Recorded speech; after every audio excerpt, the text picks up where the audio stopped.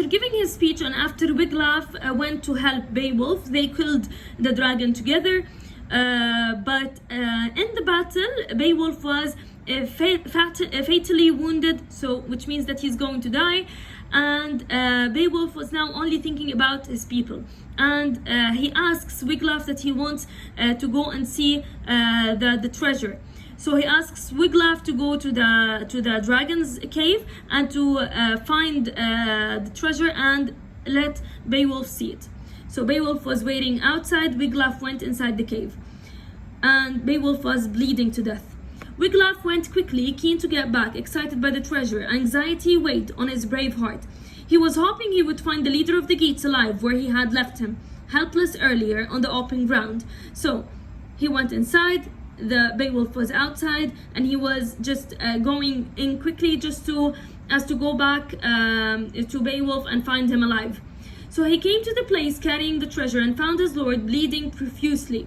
So I think it's clear. He went in, and when he came back, he found Beowulf bleeding so much. His life as at an end. Again he began to swab his body. The beginning of an utterance broke out from the king's breast cage. The old lord gazed sadly at the gold. So now Beowulf looked at the gold sadly, and he just wanted to say something. To the everlasting Lord of all, to the King of glory. Now he's addressing God.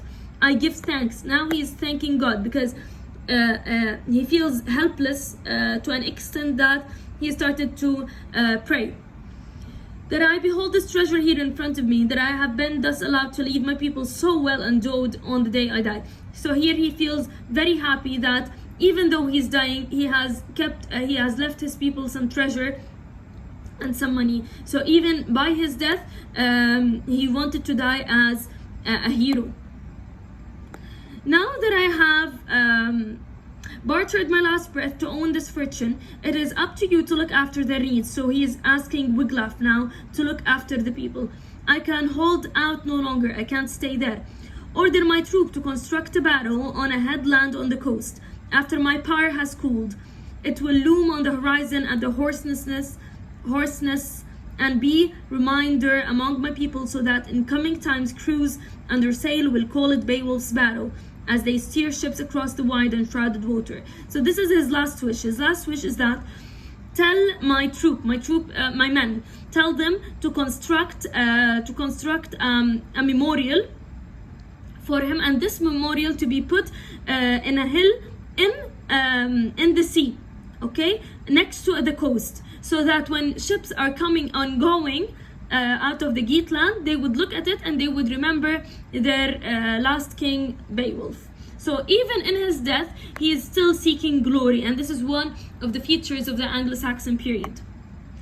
Then the king, in his great-heartedness, unclasped the collar of gold. Unclasped means took off. The collar of gold, it means the golden necklace that he was wearing, from his neck, and gave it to the young Thane. He gave it to Wiglaf, telling him to use it, and the war shirt and the gilded helmet as well.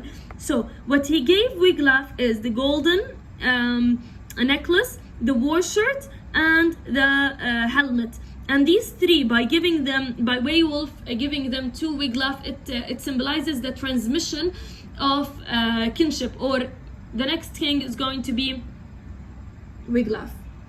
You are the last of us, the only one left at the Wymingdons. Fate swept us away, sent my whole brave highborn clan to their final doom. Now I must follow them, he says. As my ancestors have died, I'm gonna die as well. That was the warrior's last word. He had no more to confide. The furious heat and the fire would assail him. His soul fled from his breast. So, and he had died. Wiglaf berates the faithless warriors. He confronts the warriors who had left Beowulf.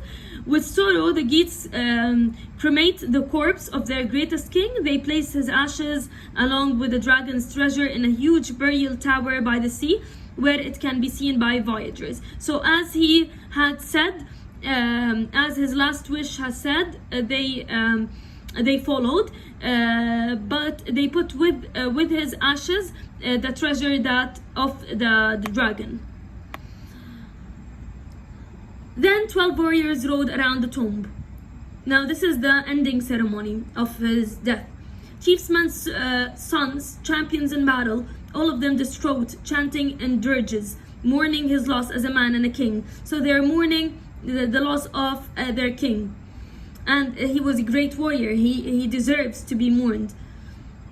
They extolled his heroic nature and exploits and gave thanks for his greatness, which was the proper thing, for a man should praise a prince whom he holds dear, and cherish his memory when the moment comes when he has to be conveyed from his bodily home. So the Geat people, his hearth companions, sorrowed for the Lord who had been laid low. They said that of all the kings upon the earth, he was the man most gracious and fair-minded, kindest to his people and keenest to win fame. So it ends by the people of the Geatland mourning his death and feeling sorry for his death, and that's it.